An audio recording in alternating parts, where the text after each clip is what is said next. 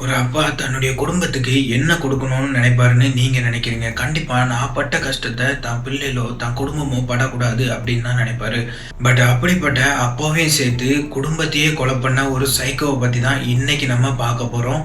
இந்த வீடியோவ நீங்க குடும்பஸ்தனா இருந்தீங்க அப்படின்னா கண்டிப்பா பாருங்க. கண்டிப்பா உங்களுக்கு ரொம்ப யூஸ்ஃபுல்லா இருக்கும். வாங்க பார்க்கலாம். 1970ல யுஎஸ்ல உள்ள கலிஃபோர்னியால டேல் க்ளீ அப்படிங்கிற ஒரு தம்பதி வாழ்ந்துட்டு வராங்க. இந்த டேல் அப்படிங்கிறவர் வந்து ஏர்ஃபோர்ஸ்ல ஒர்க் பண்ணிட்டு வராரு. இவரு இந்த வேலையை ரொம்ப பிடிச்சு வேலை பார்த்துட்டு வந்திருக்காரு. இவருக்கு ஏர்கிராஃப்ட் மேல ரொம்ப மோகமாவும் இருந்திருக்கு. ஸோ இதனாலேயே இவர் வந்து ஒரு ஏர்கிராஃப்ட் கம்பெனி வந்து ஆரம்பிக்காரு. ஃபர்ஸ்ட் சின்னதா ஆரம்பிக்காரு. போக போக அவருடைய கம்பெனி வந்து ரொம்ப பெரிய கம்பெனியா வளர்ந்துருது. இப்படி இருக்க அவருக்கு டிஃப்லி அப்படிங்கிற ஒரு பெண் குழந்தை பிறக்குது. ஒரு வருஷம் கேப்ல ஒரு டாரா அப்படிங்கிற ஒரு பையனும் பிறக்கிறான். ஸோ இவருடைய வாழ்க்கை வந்து ரொம்ப சந்தோஷமா போகுது. ஏன்னா இவருக்கு வந்து ஆண் குழந்தையும் பிறந்திருக்கு, பெண் குழந்தையும் பிறந்திருக்கு. ஸோ இதனாலேயே இவர் ரொம்ப சந்தோஷமா இருக்காரு. அது மட்டும் இல்லாம இவர் நினைச்ச மாதிரியே இவருடைய பிசினஸும் ரொம்ப பெரிய வளர்ச்சி அடையுது. அந்த காலத்திலேயே $8 மில்லியன் அளவுக்கு இவர் வந்து சொத்து சேர்க்கிறாரு. ஸோ அவ்வளோ பெரிய பணக்காரரா ஆயிட்டாரு. ஸோ அது மட்டும் இல்லாம இவருக்கு விவசாயத்து மேலேயும் இன்ட்ரெஸ்ட் வருது. ஸோ அதனாலேயே விவசாய இடம் வாங்கி போட்டு நிறைய விவசாயமும் பார்க்குறாரு. ஸோ இப்படி இவர் வந்து சைடு பிஸ்னஸும் நிறைய பிஸ்னஸை தொடர்ந்து பண்ணிக்கிட்டே இருக்காரு. வாழ்க்கையில கஷ்டப்படுறாரு. பட் இவர் வந்து எப்போதுமே ரொம்ப அமைதியாக தான் இருப்பாராம். யாருக்கிட்டையுமே பந்தா காட்டிக்கவே மாட்டாராம். அதாவது நான் என்கிட்ட பணம் இருக்கு அப்படின்னு சொல்லி யார்கிட்டயுமே காட்டிக்க மாட்டாராம். பட் இவருடைய பையன் வந்து இவருக்கு நேரா ஆப்போசிட். அவன் வந்து எப்படின்னா ரொம்ப பந்தா காட்டுவானாம். அது மட்டும் இல்லாம ஸ்கூல்ல போனாலே ரொம்ப காஸ்ட்லி கார்ல தான் போவானாம். ரொம்ப செலவு பண்ணுவானா. அங்க உள்ளவங்களுக்கு ஏகப்பட்ட செலவு பண்ணி ரொம்ப ஊதாரித்தனமா இருக்கான். ஸோ இதனால இவனுடைய அப்பா வந்து இவனை போட்டு கண்டிக்காரு. நீ இப்படி இருக்காத, உன்னோட வாழ்க்கை வந்து ரொம்ப மோசமா போயிடும் அப்படின்னு கண்டிக்காரு. அது மட்டும் இல்லாம இவன் என்ன பண்ணுவான் அப்படின்னா, இவன் எல்லாத்துக்கிட்டையும் சொல்லுவானா, இந்த பணம் எல்லாம் எங்க அப்பா சம்பாதிச்சது கிடையாது. நான் வந்து சைடு பிஸ்னஸ்ல அதிகமா சம்பாதிக்கேன். சின்ன வயசுல இருந்தே நானும் சைடு பிஸ்னஸ் பண்றேன் அப்படின்னு சொல்லி அங்க உள்ளவங்ககிட்ட எல்லாத்திலையுமே பந்தா அடிப்பானா. ஸோ இவங்க அப்பா எவ்வளோ கண்டிச்சும் இவன் வந்து அவங்க பேச்சு கேட்குறதே கிடையாது. அவங்க என்ன சொன்னாலும் நான் அதை செய்ய மாட்டேன் அப்படின்னே சொல்லிட்டு போயிடுவானா. ஒரு கட்டத்தில் அவனுடைய அப்பா என்ன பண்ணுறாரு அப்படின்னா, நீ இப்படி இருந்த அப்படின்னா என் சொத்துல ஒரு பைசா கூட உனக்கு கிடையாது அப்படின்னு சொல்லி அவன்கிட்ட சொல்லியிருக்காரு. ஸோ இதனாலேயே அவங்க அப்பா மேலே இவன் வந்து ரொம்ப கோபமாக இருந்திருக்கான். அது மட்டும் இல்லாமல் ஸ்கூல்லேயே இவனுக்கு வந்து கேர்ள் ஃப்ரெண்ட் இருந்திருக்கா. அவள் கூட போய் பார்ட்டிலாம் இவன் அட்டன் பண்ணிட்டு ஓவராக சுற்றிட்டு இருப்பானா. அவளுக்கு வந்து விலை உயர்ந்த பொருட்கள்லாம் கிஃப்டாக பண்ணுவானா. இதெல்லாம் இவனுடைய அப்பா பார்த்துக்கிட்டே இருந்திருக்காரு. ஒரு கட்டத்தில் இவங்கிட்ட இன்னொருக்காவும் சொல்லியிருக்காரு, நீ இப்படி இருந்தன்னா உன்னுடைய சொத்து எல்லாமே உன் தங்கச்சிக்கு தான் போகும், உனக்கு ₹1 கூட கிடைக்காது அப்படின்னு திரும்ப திரும்ப சொல்லியிருக்காரு. ஸோ இந்த நிலையில தான் அவன் கேர்ள் ஃப்ரெண்ட் கூட ஒரு டூர் போயிருக்கான். ஏப்ரல் 19, 1992ல அங்கே போயிட்டு அவன் ரொம்ப சுற்றிட்டு இருந்திருக்கான். ஒரு 2 நாள் கழிச்சு வீட்டுக்கு கால் பண்ணி பார்த்துருக்கான். ஸோ அப்போ வந்து அவங்க வீட்டில் வந்து யாருமே ஃபோனை எடுக்கல. இவங்க ஃபோனை எடுக்காதனால பக்கத்து வீட்டுக்காரங்களுக்கு ஃபோன் பண்ணி பார்க்க சொல்லியிருக்கான். வீட்டில் போய் பாருங்க, எங்கள் வீட்டில் வந்து காலை யாரும் எடுக்க மறுக்கிறாங்க அப்படின்னு சொல்லியிருக்கான். ஸோ அதனால பக்கத்து வீட்டுக்காரங்க போய் பார்த்துருக்காங்க. வீடு கதவு ஓப்பனாக இருந்திருக்கு. ஸோ கொஞ்சம் தள்ளி உள்ள போய் பார்க்குறாங்க. அவருடைய அப்பா வந்து தலையில் சுடப்பட்டு இறந்து கிடக்குறாரு. ஸோ அப்படியே வெளியே ஓடி வராங்க. வெளியே ஓடி வந்து போலீஸ்க்கு கால் பண்ணுறாங்க. போலீஸ்க்கு உடனே ஸ்பாட்டுக்கு வராங்க. உடனே அவங்க பையன் டாராக்கும் இந்த தகவலை தெரிவிக்காங்க. உடனே அவன் கிளம்பி வரான். இவங்க பாடியெல்லாம் எடுத்து போஸ்ட்மார்ட்டம் பண்ணுறாங்க. உடனே அந்த கிரைம் சீனில் உள்ள எல்லாத்தையுமே அவங்க அனலைஸ் பண்ணுறாங்க. யார் இதை பண்ணியிருப்பா அப்படின்னு சொல்லி ஒவ்வொன்றையும் அனலைஸ் பண்ணுறாங்க. ஸோ அங்கே திருடு போயிருக்கு அப்படின்னு அவங்க கெஸ் பண்ணுறாங்க. யாரோ திருடனாக வந்து இவங்கெல்லாம் கொலை பண்ணிவிட்டு நிறைய பொருட்கள்லாம் எடுத்துகிட்டு போயிருக்கணும் அப்படின்னு கெஸ் பண்ணுறாங்க. ஸோ அதனால் அவனுடைய பையனை கூட்டிகிட்டு வந்து ஸ்பாட்டை செக் பண்ண சொல்கிறாங்க. நீங்கள் செக் பண்ணுங்கள், ஏதாவது பொருள் வந்து காணாமல் போயிருக்கா அப்படின்னு போலீஸ்காரங்க செக் பண்ண சொல்கிறாங்க. இப்படி இவன் செக் பண்ணும்போது நிறைய பொருட்கள் காணாமல் போயிருக்குத போலீஸ்காரங்கிட்ட சொல்கிறான். பணம் காணாமல் போயிருக்கு, நகை காணாமல் போயிருக்கு அப்படின்னு எல்லா தகவலையும் சொல்கிறான். பட் போலீஸ்காரங்க ஒரு பக்கத்தில் திருடனாக இருக்கும் அப்படின்னு சொல்லி விசாரிக்காங்க. இன்னொரு பக்கத்தில் இவங்களுக்கு பிஸ்னஸ் எதிரியாக இருக்கலாம் அப்படின்னு சொல்லிட்டு இன்னொரு பக்கமும் விசாரிக்காங்க. பட் அவங்களுக்கு எந்த குழுவும் கிடைக்கல. அந்த கிரைம் சீனில் ஒரு குழு கூட அவன் விட்டுட்டு போகல. அதாவது இந்த கொலையை பண்ணவங்க ரொம்ப பெர்ஃபெக்டாக பண்ணியிருக்காங்க. ஸோ அதனாலேயே போலீஸ்காரங்களுக்கு ரொம்ப டவுட் வருது. அதாவது ஒரு டிஎன்ஏ டெஸ்ட்டு கண்டுபிடிக்கணும்னா கூட அவங்க ஒரு முடி கூட கொலைகாரனுடைய முடி எதுவுமே கிடைக்கல. ஒரு ஃபிங்கர் பிரிண்ட் கூட கிடைக்கல. ஸோ அந்த அளவுக்கு அவங்க ரொம்ப பெர்ஃபெக்டாக பண்ண உடனே இந்த கொலையை இது எதிர்பாராமல் நடந்ததில்லை. கண்டிப்பாக ரொம்ப பிளான் பண்ணி தான் பண்ணியிருக்காங்க அப்படின்னு போலீஸ்காரங்க ரொம்ப கெஸ் பண்ணுறாங்க. ஸோ இந்த கொலை நடக்கிறதுல யாருக்கு அதிக லாபம் இருக்குது அப்படின்னு சொல்லிட்டு அவங்க செக் பண்ணி பார்க்குறாங்க. இந்த 3 பேரும் இறந்தா கண்டிப்பாக அவருடைய பையன் டாராக்கு தான் கண்டிப்பாக லாபம் அப்படின்னு சொல்லிட்டு போலீஸ்காரங்க அவங்க கெஸ் பண்ணுறாங்க. ஸோ இந்த டாரா கிட்ட அதிகமாக கொஸ்டின் பண்ணுறாங்க. நீங்கள் எங்கே இருந்தீங்க அப்படின்னு சொல்லிட்டு நிறைய கொஸ்டின் பண்ணுறாங்க. ஸோ அவன் சொல்கிறான், நான் என் கேர்ள் ஃப்ரெண்டு கூட தான் இருந்தேன் அப்படின்னு அவன் சொல்கிறான். ஸோ உடனே அவன் கேர்ள் ஃப்ரெண்டை போட்டு விசாரிக்கிறாங்க. அவனும் சொல்கிறான், இவன் என் கூட தான் இருந்தான் அப்படின்னு சொன்ன உடனே இவனை விட்டுடுறாங்க. பட் ஒரு கண்ணை அவன் மேலே வச்சுக்கிட்டே இருக்காங்க. அவன் என்ன தான் பண்ணுறான் அப்படிங்கிறத அவனுக்கு தெரியாமையே போலீஸ்காரங்களை வச்சு செக் பண்ணுறாங்க. அது மட்டும் இல்லாமல் அவனுடைய கால் எல்லாத்தையுமே ட்ராக் பண்ணுறாங்க. இப்படி இவனை ட்ராக் பண்ணுறாங்க. இன்னொரு பக்கம் இந்த கொலையை பண்ணவன் 9mm கன்னை தான் யூஸ் பண்ணியிருக்கான். ஏன்னா 9mm புல்லட் தான் அவங்களுக்கு கிடைச்சிருக்கு கிரைம் ஸ்பாட்டில். இந்த புல்லட்டை செக் பண்ணி பார்க்குறாங்க. அதில் ரொம்ப கிராக் இருக்குது. அவங்களே ஆச்சரியப்பட்டு போகிறாங்க. இவ்வளோ கிராக் இருக்கவே இருக்காது ஒரு கன்னை வச்சு ஷூட் பண்ணா அப்படின்னு அவங்க ரொம்ப சந்தேகப்படுறாங்க. ஸோ அதனால் இவங்க என்ன பண்ணுறாங்க அப்படின்னா ஒவ்வொரு கன்னையும் வச்சு செக் பண்ணி பார்க்குறாங்க. 9mm கன்னை வச்சு எல்லாத்தையும் செக் பண்ணி பார்க்குறாங்க. பட் அவங்களுக்கு எந்த குழுவுமே கிடைக்கல. இவ்வளோ கிராக்கு எந்த கன்லையுமே வரலை.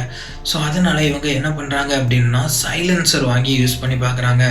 இவங்களுக்கு ஒரு டவுட்டாகவும் இருக்குது. அந்த இடத்துல பக்கத்தில் உள்ளவங்கலாம் யாருமே ஒரு சவுண்டு கூட கேட்கலன்னு சொல்லியிருக்காங்க அந்த கொலை நடக்கும்போது. ஸோ அதனாலேயே இவங்களுக்கு ரொம்ப டவுட்டாகவும் இருக்குது. ஒருவேளை கொலைகாரன் சைலன்சர் யூஸ் பண்ணியிருப்பானோ அப்படின்னு சொல்லி அவங்க டவுட் படுறாங்க. அது மட்டும் இல்லாமல் அவங்களுக்கு அந்த நேரத்தில் அது ரொம்ப புதுசாகவே இருக்குது. அந்த காலகட்டத்தில் யாருமே சைலன்சர் யூஸ் பண்ணி கொலை பண்ணதே கிடையாது. மூவியில் தான் அவங்க அதிகமாக பார்த்துருக்காங்க. ஸோ உடனே போலீஸ்காரங்க என்ன பண்ணுறாங்க அப்படின்னா சைலன்சர் அந்த 9mm கன்னுக்கு ஆர்டர் பண்ணி செக் பண்ணி பார்க்குறாங்க, சுட்டு பார்க்குறாங்க. அப்போது அந்த புல்லட்டில் நிறைய கிராக் வருது. ஸோ உடனே இவங்க கன்ஃபார்ம் பண்ணுறாங்க, இந்த கொலைக்காரன் கண்டிப்பாக சைலன்சர் யூஸ் பண்ணி தான் கொலையை பண்ணியிருக்கான். யாராவது ரீசெண்டாக இங்கே உள்ளவங்க, அதாவது அந்த ஏரியாவில் உள்ளவங்க 9mm கன்னும் சைலன்சரும் வாங்கியிருக்காங்களா அப்படின்னு லிஸ்ட் எடுத்து பார்க்குறாங்க. அப்போ நிறைய லிஸ்ட்டு இல்லை, ஒரு சில லிஸ்ட்டு தான் அவங்களுக்கு கிடைக்கிது. ஸோ அந்த லிஸ்ட்டை வச்சு ஒவ்வொருத்தரையாக விசாரிக்கிறாங்க. பட் அவங்களுக்கு எந்த குழுவுமே கிடைக்கல. அப்படியே இந்த கேஸை விசாரித்து 2 வருஷம் ஆயிடுது. அவங்களுக்கு இந்த கேஸில் எதுவுமே பெருசாக அப்டேட்டே இல்லை. ஏன்னா அந்த அளவுக்கு இந்த கொலையை ரொம்ப பெர்ஃபெக்டாக பண்ணியிருக்காங்க. ஸோ இப்படி இந்த கேஸோட நிலைமை போக பட் டாரா ரொம்ப சந்தோஷமாக அவங்க அம்மா அப்பா இறந்த வீட்லேயே ரொம்ப சந்தோஷமாக காசெல்லாம் செலவு பண்ணிட்டு முன்னாடி எப்படி இருந்தானோ அந்த மாதிரியே அவன் இருக்கிறான். பட் அவனுடைய அப்பா அவனுக்கு 30 வயசு ஆகும்போது தான் அவனுடைய சொத்து கிடைக்கணும், அவனுக்கு போய் சேரணும், அந்த மாதிரி ஒரு உயில் எழுதி வச்சுட்டு போயிருக்காரு. பட் அவன் ரொம்ப அளவுக்கு அதிகமாகவே பணத்தை ஸ்பெண்ட் பண்ணிட்டு இருக்கான். ஸோ இவனுக்கு எங்கேருந்து தான் இந்த பணம் வருது அப்படின்னு போலீஸ்காரங்களும் நினைக்கிறாங்க. இன்னொரு பக்கம் அவனுடைய சித்தப்பாவும் ரொம்ப யோசிக்கிறாரு. ஒருவேளை அவனுடைய பாட்டி அக்கௌண்ட்ல இருந்து இவன் செலவு பண்ணுவானோ அப்படின்னு சொல்லிட்டு அவனுடைய சித்தப்பா அவனுடைய பாட்டி அக்கௌண்ட்டை செக் பண்ணி பார்க்குறாரு. வெறும் $5 தான் கிடக்குது. அவனுடைய பாட்டி அக்கௌண்ட்ல $5 லட்சம் கிடந்திருக்கு. அவ்வளோத்தையும் இவன் எடுத்திருக்கான். அவனுடைய பாட்டிக்கு தெரியாமையே அவங்க பாட்டிகிட்ட சைன் வாங்கி எல்லாத்தையுமே இவன் சுருட்டியிருக்கான். ஸோ இதை தெரிஞ்சுக்கிட்ட இவனுடைய சித்தப்பா என்ன பண்ணியிருக்காரு அப்படின்னா போலீஸில் போய் கம்ப்ளைண்ட் பண்ணியிருக்காரு. என்னன்னா என்னுடைய அம்மா அக்கௌண்ட்லேருந்து இவன் அவ்வளோ பணத்தையும் அவங்களுக்கே தெரியாமல் எடுத்திருக்கான் அப்படின்னு சொல்லிட்டு கம்ப்ளைண்ட் பண்ணியிருக்காரு. பட் அவங்க போலீஸ்காரங்க என்ன பண்ணியிருக்காங்க, அவனுடைய அம்மாட்ட கேட்கும்போது பாட்டி என்ன பண்ணியிருக்காங்க அப்படின்னா என்னுடைய பேரன் தானே எடுத்து செலவு பண்ணியிருக்கான், அதை பற்றி ஒன்றும் இல்லை அப்படின்னு சொல்லி விட்டுடுறாங்க. ஸோ இதனாலேயே இவனுடைய சித்தப்பா இவன் மேலே ரொம்ப டவுட் படுறாரு. இப்போ தான் இவர் யோசிக்க ஆரம்பிக்கிறாரு. இவனுக்கும் இவனுடைய அப்பாவுக்கும் நடந்த சண்டையெல்லாம் யோசிக்கிறாரு. ஒருவேளை இவன் தான் கொலை பண்ணியிருப்பானோ அப்படின்னு இவனுடைய சித்தப்பாவுக்கும் ரொம்ப டவுட் வர ஆரம்பிக்குது. ஸோ இவர் சித்தப்பாவும் இவனை தெரியாமையே வாட்ச் பண்ணிட்டு இருக்காரு. ஸோ இப்படியே போயிட்டு இருக்க அவனுடைய வீட்டில் இருக்கும்போது கொஞ்ச நாள் கழிச்சு அவனுடைய ஜோயல் அப்படின்னு ஒரு ஃப்ரெண்டு அவனுடைய வீட்டில் இவன் கூட தங்குறான். ஸோ உடனே இவனுடைய சித்தப்பா வந்து என்ன பண்ணுறாரு அப்படின்னா போலீஸில் போய் சொல்கிறாரு, யாருன்னே தெரில, இவன் கூட வந்து தங்கியிருக்கான், அவன் மேலே எனக்கு வந்து டவுட்டாக இருக்குது அப்படின்னு சொல்லி கம்ப்ளைண்ட் பண்ணுறாரு. ஸோ உடனே இந்த ஜோயல் யார் அப்படின்னு சொல்லிட்டு போலீஸ்காரங்க விசாரிக்க ஆரம்பிக்கிறாங்க. விசாரிக்கும் போது தான் தெரியுது இவன் 2 வாரம் ஸ்கூல்லேருந்து ரொம்ப க்ளோஸ் ஃப்ரெண்டு அப்படின்னு தெரிய வருது. ஸோ உடனே இவன் வந்து இவ்வளோ நாள் எங்கே போயிருந்தான் அப்படின்னு சொல்லிட்டும் செக் பண்ணி பார்க்குறாங்க. இந்த ஜோயல் வந்து இந்த கொலை நடந்த கொஞ்ச நாளுக்கு அப்புறம் இவன் வந்து ஸ்கூலுக்கு போகிறதே இல்லை. உடனே அவன் வந்து வேறு ஸ்டேட்டுக்கு போயிருக்கான். அதாவது அங்கேருந்து வேற ஒரு இடத்துக்கு போய் தங்கிட்டு ரொம்ப நாள் கழித்து தான் இவன் ரிட்டன் வந்திருக்கான். அதாவது 2 வருஷம் கழித்து ரிட்டன் வந்திருக்கான். ஸோ இதனாலேயே போலீஸ்காரங்க இவன் மேலே ரொம்ப டவுட் வருது. அவனை கூப்பிட்டு விசாரிக்க ஆரம்பிக்கிறாங்க. நீ இவ்வளோ நாளாக எங்கே போயிருந்த அப்படின்னு சொல்லி விசாரிக்கிறாங்க. அவன் வந்து எந்த பதிலுமே நான் வந்து சும்மா தான் டூர் போயிருந்தேன் அப்படின்னு சொல்கிறான். உடனே அவனுடைய பேங்க் அக்கௌண்ட்டு எல்லாத்தையும் செக் பண்ணி பார்க்குறாங்க. இவன் செலவு பண்ண எல்லாத்துக்குமே இவன் தான் செலவு பண்ணியிருக்கான். அதாவது டாரா தான் செலவு பண்ணியிருக்கான். இதனாலேயே இவன் மேலே ரொம்ப டவுட் வருது. ஸோ உடனே போலீஸ்காரங்க அவங்க விசாரிக்கிற முறையில் விசாரிக்கும் போது அவன் வந்து உண்மையை ஒத்துக்கிறான். இந்த கொலையை நான் தான் பண்ணேன் அப்படின்னு சொல்கிறான். இது யார் சொல்லி பண்ணா அப்படிங்கும்போது தான் பெரிய ஷாக்கிங் போலீஸ்காரங்களுக்கே. டாரா தான் சொன்னான், அதாவது அவனுடைய பையன் தான் கொலை பண்ண சொன்னான் அப்படின்னு சொல்கிறான். ஸோ இதை நீ எப்படி பண்ண அப்படின்னு சொல்லி அவங்ககிட்ட கேட்குறாங்க. அன்னைக்கு என்ன நடந்துச்சு அப்படின்னா, டாரா வந்து அவனுடைய அப்பா மேலே ரொம்ப கோபமாக இருந்தான். எதுக்கு அப்படின்னா, அவனுடைய அப்பா வந்து நான் அந்த சொத்துல உனக்கு ஒரு பைசா கூட தரமாட்டேன், அது மட்டும் இல்லாமல் இந்த சொத்து முழுதாக உன் தங்கச்சி பேரில் தான் எழுதி வைக்க போகிறேன் அப்படின்னு சொன்னதுனால ரொம்ப கோபமாக இருந்தான். ஒரு நாள் நாங்கள் ட்ரிங்க்ஸ் பண்ணிட்டு இருந்தோம். அப்போ என்கிட்ட அவன் வந்து சொன்னான், எனக்காக ஒன்று பண்ணுவியா அப்படின்னு கேட்டான். அது மட்டும் இல்லாமல் நீ இந்த விஷயத்த பண்ண அப்படின்னா நான் உனக்கு வந்து நிறைய பணம் தரேன் அப்படின்னு சொன்னான். ஸோ அதனால நான் அவங்கக்கிட்ட கேட்டேன், என்ன பண்ணோம் அப்படின்னு கேட்டேன். என்னுடைய குடும்பத்தையே கொலை பண்ணோம் அப்படின்னு அவன் சொன்னதாக சொல்கிறான். ஸோ அதுக்காக நாங்கள் 2 வாரம் ரொம்ப சரியான பிளான் போடணும் அப்படின்னு இந்த விஷயத்தில் மாட்டிக்கவே கூடாது அப்படின்னும் நினச்சோம். ரொம்ப அழகாக பிளானை போட்டோம். இந்த விஷயத்தில் இவன் இங்கே இருந்தான் அப்படின்னா இவனுக்கு டவுட் வரும், அதாவது போலீஸ்காரங்களுக்கு டவுட் வரும். அப்படிங்கிறதுனால அவன் வந்து டூரு போகும்போது இந்த விஷயத்த பண்ணணும் அப்படின்னு அவன் என்கிட்ட சொல்லியிருந்தான். ஸோ அதனால தான் இந்த விஷயத்த நான் இவன் வந்து டூரு போகும்போது பண்ணேன். ஸோ அன்னைக்கு என்ன நடந்துச்சு அப்படின்னா, என்னுடைய ஃப்ரெண்டுக்கிட்ட நான் கன்னை வாங்கினேன். அதாவது ஜோயல் கூட கன் ட்ரைனிங் பண்ண அவனுடைய ஃப்ரெண்டுக்கிட்ட ஆர்டர் போட்டு வாங்க சொல்லியிருக்கான். கன்னும் சைலன்சரும் வாங்க சொல்லியிருக்கான். இவன் வாங்கின ஜோயல் வாங்கினா கூட டவுட் வரும் அப்படிங்கிறதுக்காக தான் இவன் வந்து அவனுடைய ஃப்ரெண்டுக்கிட்ட வாங்க சொல்லியிருக்கான். ஸோ இப்போ வந்து போலீஸ்காரங்க அந்த லிஸ்ட்டை எடுத்து பார்க்குறாங்க, யாரெல்லாம் ஆர்டர் பண்ணியிருக்கான் அப்படின்னு. முதல்ல இவங்க வந்து லிஸ்ட் வச்சுருந்தாங்க. அந்த லிஸ்ட் எடுத்து பார்க்கும்போது இவனுடைய ஃப்ரெண்டு ஆர்டர் பண்ணியிருக்கான் அப்படிங்கிறத அவங்க கன்ஃபார்ம் பண்ணுறாங்க. ஸோ அன்னைக்கு வந்து கன்னை அவன் ஃப்ரெண்டுக்கிட்ட வாங்கிட்டு இவன் என்ன பண்ணியிருக்கான் அப்படின்னா, இவன் உடம்புல உள்ள அவ்வளோ முடியும் சேவ் பண்ணியிருக்கான். மூஞ்சில் உள்ள எல்லாத்தையுமே, தலையில் உள்ள எல்லாத்தையுமே அவன் சேவ் பண்ணிட்டு போயிருக்கான். ஏன்னா ஒரு முடி கூட அங்கே விழுந்துடக்கூடாது, டிஎன்ஏ டெஸ்ட் எடுப்பாங்க அப்படின்னு சொல்லிட்டு அவ்வளோத்தையும் சேவ் பண்ணியிருக்கான். கையில் க்ளவுஸ் போட்டு போயிருக்கான்.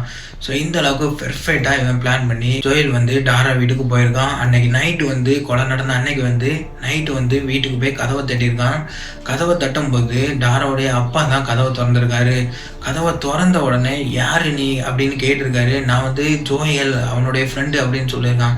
ஸோ அதனால் உள்ளவாப்பா, என்னப்பா மொட்டை அடிச்சிருக்க அப்படின்னு சொல்லி அவர் கேஷுவலாக பேசுகிறாரு. பேசிட்டு முன்னாடி நடந்து போயிட்டு இருக்கும்போதே இவன் பின்னாடியே அவர் தலையிலேயே ஷூட் பண்ணி கொலை பண்ணிடுறான்.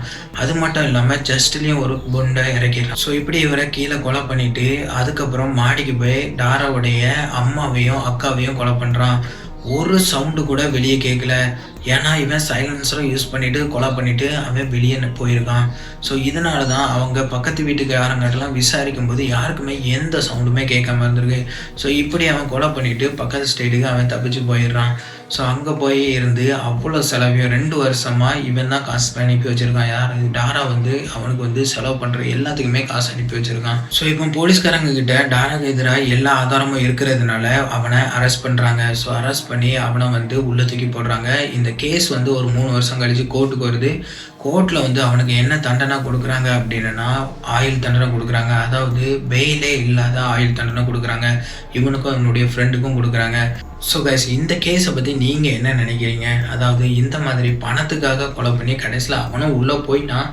இருந்தாலுமே இந்த மாதிரி கொலை பண்ணுற மனநிலை எங்கேருந்து வருதுன்னே எனக்கு தெரியல. இந்த வீடியோ பார்க்குற இளைஞர்களுக்கு ஒன்று மட்டும் சொல்லிக்கிறேன், குடும்பங்கிறது நமக்கு கிடைச்ச பெரிய வரம். அதை ஒரு பணத்துக்காக நம்ம வந்து என்னைக்கும் இழந்துடவே கூடாது. உங்க அம்மா அப்பா கஷ்டப்படுறது உங்க வாழ்க்கைக்காக தான், வேற யார் வாழ்க்கைக்காகவும் இல்லைங்கிறத நீங்க எப்போதுமே மனசுல வச்சுக்கணும். இந்த கேஸ்ல பொறுத்தளவுல டாராவை அவனுடைய அப்பா வந்து கண்டிக்க தான் செஞ்சாரு. அதாவது எல்லா அம்மா அப்பாவும் சொல்றதுதான், உனக்கு எதுவும் தரமாட்டேன், ஏன்னா நம்ம வந்து கெட்டு போயிடக்கூடாது, நம்ம வந்து தவறான வழியில போயிடக்கூடாது அப்படிங்கிறதுக்காக அவங்க வாயினால தான் சொல்லுவாங்களே தவிர மனசார யாருமே சொல்ல மாட்டாங்க. ஸோ இதை கூட புரிஞ்சுக்க முடியாத டாரா அவன் குடும்பத்தையே கொலை பண்ணியிருக்கான். ஸோ இந்த மாதிரி நம்ம வந்து என்னைக்குமே திங்க் பண்ணிடக்கூடாது. நம்மளுடைய அம்மா அப்பாவை எப்போதுமே கைவிட்டுறவும் கூடாது. அவங்கள கடைசி காலத்துல கூட நம்ம தான் பார்த்துக்கணும். நம்ம வாழ்க்கையை பார்த்து பொறாமப்படாம இருக்கிறது அம்மா அப்பா தான். அம்மா அப்பா இல்லாதவங்ககிட்ட போய் கேட்டு பாருங்க, அவங்க படுற கஷ்டங்கள் என்னன்னு தெரியும். நம்ம அம்மா அப்பா இருக்க போய் கஷ்டமே படாம வளர்ந்துடுறோம். அம்மா அப்பா இல்லாதவங்க எவ்வளோ கஷ்டப்பட்டு வாழ்றாங்கங்கிறது அவங்களுக்கு தான் தெரியும். ஸோ கைஸ், இந்த கேஸை பற்றி நீங்கள் என்ன நினைக்கிறீங்க, அம்மா அப்பா பற்றி நீங்கள் என்ன நினைக்கிறீங்க அப்படிங்கிறத கமெண்ட் பண்ணுங்கள். இந்த வீடியோ உங்களுக்கு பிடிச்சிருந்தனா லைக் அண்ட் ஷேர் பண்ணுங்கள். நம்ம சேனலை சப்ஸ்கிரைப் பண்ணுங்கள். நன்றி, வணக்கம்.